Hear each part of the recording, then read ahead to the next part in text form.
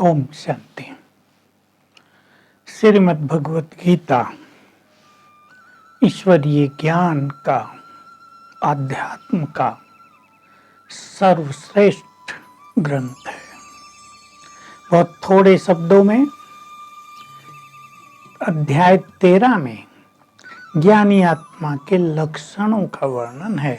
साथ में आत्मा, परमात्मा और प्रकृति तीनों का आपस में जो मिलन होकर कार्य होते हैं उसका भी थोड़ा सा वर्णन है, लेकिन उसकी भाषा ऐसी है जिसको आम व्यक्ति आज नहीं समझ पाता।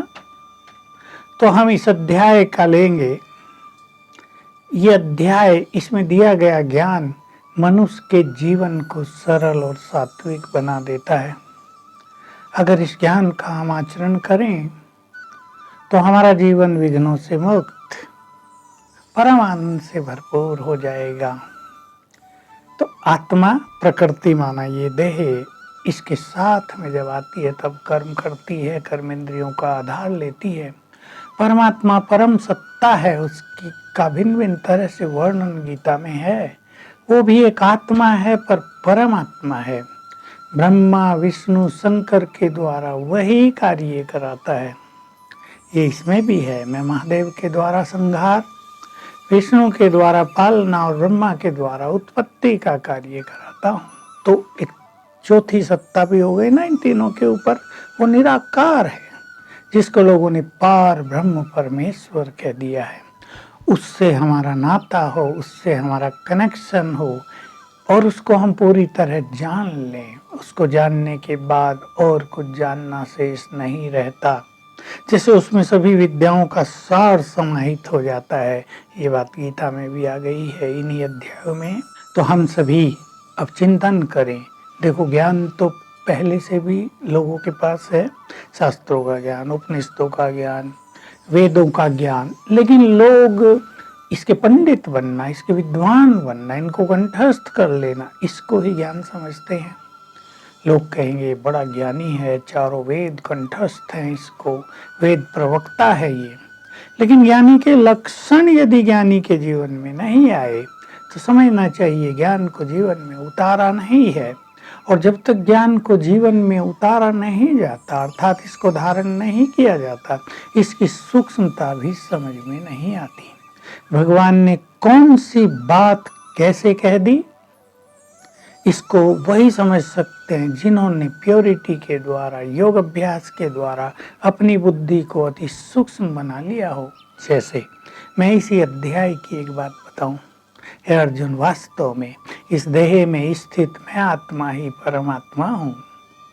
अब ये ऐसे महावाक्य हैं, लोग कंफ्यूज होते हैं कि आत्मा परमात्मा कैसे, पर इसके गुह्य रहस्य को ज्ञानी और योगी जन समझते हैं। परमात्मा दूसरे के तन में आकर बोल रहे हैं, मैं भी आत्मा हूँ पर परम हूँ, इसलिए परम आत्मा हूँ, इस तन में बैठकर तुम्हें ज्ञान दे रहा हूँ। तो अगर ज्ञान को हम सरल कर देते हैं तो वो एक आम जन के लिए भी सहज सुलभ हो जाता है, मान्य हो जाता है। नहीं तो लोग उसे पढ़ते ही नहीं है। भाई, कठिन भाषा है, विद्वान भी उसकी व्याख्या थोड़ा दूसरों के कंपटीशन में आके कि हमारी भाषा या हमारी शैली थोड़ी ढीली ना हो जाए, साधारण न रह जाए, थोड़े क्लिष्ट शब्दों का प्रयोग कर लेते हैं। इसकी जरूरत नहीं। तो ज्ञानी आत्मा के लक्षण, अभाव शब्द का प्रयोग किया गया। अभाव का अर्थ है ना होना। भाई, पहला है ज्ञानी वो जिसमें अपनी श्रेष्ठता के अभिमान का अभाव हो, अभिमान न हो, जो दंभाचरण न करता हो। दंभ ये भी अहंकार का एक स्वरूप है। इससे भरा हुआ आचरण न हो, जिसकी मन बुद्धि सरल हो, जो दूसरों को किसी भी प्रकार से सताता न हो। पहले हम ये चार चीजें ही ले रहे हैं, अर्थात मन, वचन, कर्म से किसी को कष्ट न पहुंचाता हो, दुख न देता हो। अब देखिए, इन चार बातों को यदि हम ले लें तो जीवन कितना सुंदर हो जाता है। आज समाज में देखें, मैं श्रेष्ठ हूँ, मैं उच्च कुल का हूँ, मैं ब्राह्मण हूँ, मैं इस जाति का हूँ, अपनी जाति की श्रेष्ठता का अभिमान रहता है, वो खत्म नहीं होता। इसलिए दूसरों के प्रति दृष्टि थोड़ी निगेटिव रहती है। पहले तो हमारे देश में ये सब बहुत था, कुओं से पानी लाया जाता था। जो छोटी जाति के लोग होते थे वो दूसरों के कुओं से पानी भी नहीं भर सकते थे। बड़ा एक दूषित सा माहौल था, एक दूषित सी दृष्टि थी, ऊंच नीच का भेदभाव बहुत ज्यादा था। लेकिन ज्ञान हमें क्या सिखाता है? तुम सब आत्माएं हो। ये तो शरीर के धर्म है ना, जाति हैं। इसने इस जाति में जन्म लिया, उसने उस जाति में जन्म लिया। वो भिन्न भिन्न कर्मों के कारण हो सकता है। कोई ब्राह्मण घर में जन्म लेकर भी शूद्र के संस्कारों वाला हो जाता है, और कोई छोटी जाति में जन्म लेकर भी बहुत श्रेष्ठ मनुष्य बन जाता है, चरित्रवान बन जाता है, विद्वान बन जाता है। तो ये जो श्रेष्ठता का अभिमान है, भिन्न भिन्न तरह के अभिमान होते हैं।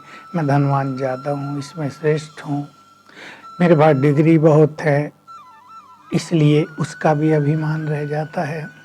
मैं पढ़ा लिखा बहुत हूँ, मेरा पद बहुत बड़ा है, तो अभिमान आ जाता है। कई बार छोटे लोगों को बड़ा पद मिल जाए तो अभिमान थोड़ा ज्यादा हो जाता है।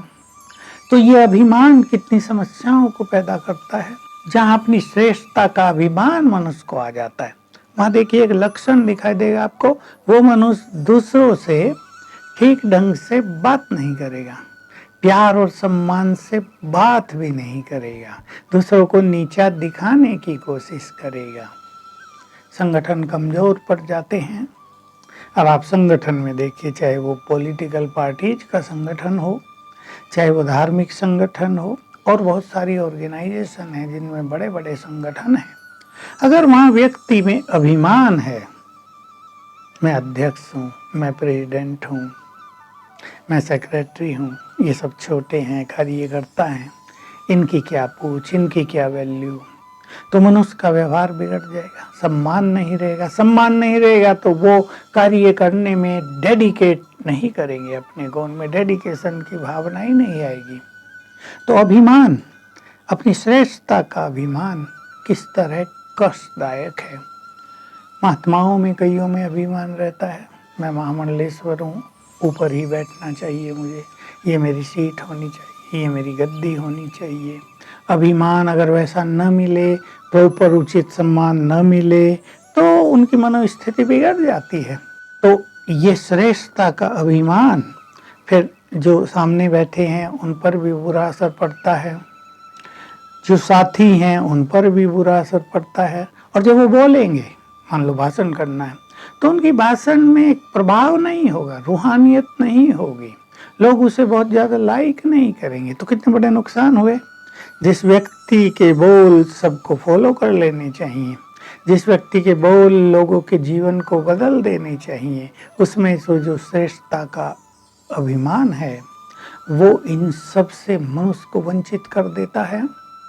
तो हम सभी इन चीजों पे ध्यान दें। हम ज्ञानी हैं तो हम ये दृष्टि रख लें, अब सब हम भगवान के बच्चे हैं, हम सब समान हैं। समभाव की बड़ी चर्चा है गीता में, ये सब बहुत चर्चा, मैं इनको सिंपल भाषा में कह रहा हूँ। भगवान के बच्चे हैं, हम सब आत्माएं हैं, हम सब उसकी रचना है, कोई भेदभाव नहीं, बड़ा छोटा, ये क्वालिफिकेशन के आधार से होता है कि ने ज्यादा पढ़ लिया, किसी को बुद्धि किस तरह की है। आत्मा में विभिन्न तरह की मन बुद्धि संस्कार हैं, उसके अनुसार वो अपने को श्रेष्ठ या मीडियम या थोड़ा नीचा बना लेता है। लेकिन हमारी दृष्टि ऐसी ना हो जाए, जितने हम बड़े बने अपने छोटों को भी प्यार की नज़र से देखेंगे, समस्याएं घट जाएंगी। जितने हम बड़े बने अपने छोटों को भी सम्मान देंगे, अनेक समस्याएं घट जाएंगी। चाहे परिवारों में ही यही बात, पहले परिवारों का एक बड़ा होता था, मुखिया कहते थे उसे, उसमें यदि अभिमान है अपने बड़ेपन का तो परिवार बिखरने लगते थे।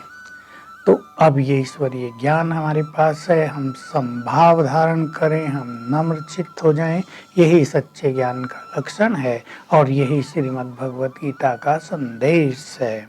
ओम शांति।